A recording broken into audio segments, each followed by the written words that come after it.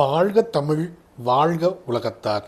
நான் உங்கள் அன்பு தோழன் பா. மூவேந்திர பாண்டியன். நாளொரு திருக்குறள் வரிசைக்காக இன்றைய பொழுதில் உங்களை நான் இன்முகத்தோடு வரவேற்க காத்திருக்கின்றேன்.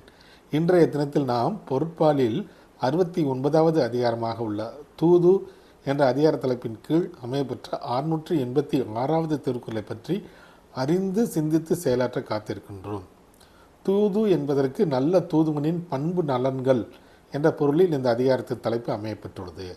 இப்பொழுது நாம் 686வது திருக்குறளுக்கு செல்வோம். கற்றுக்கண் அஞ்சான் செலச் சொல்லி காலத்தால் தக்கது அறிவதாம் தூது.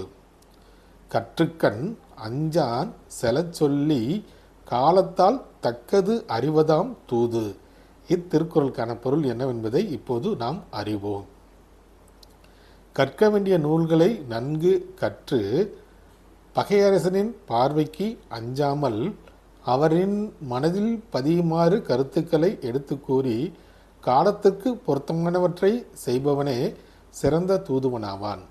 மீண்டும் பொருள்: கற்க வேண்டிய நூல்களை நன்கு கற்று பகையரசனின் பார்வைக்கு அஞ்சாமல் அவர் மனதில் பதியுமாறு கருத்துக்களை எடுத்து கூறி காலத்திற்கு பொருத்தமானவற்றை செய்பவனே நல்ல தூதுவனாக கருதப்படுவான் என்பது இத்திருக்குறளுக்கான முழு பொருளாகும்.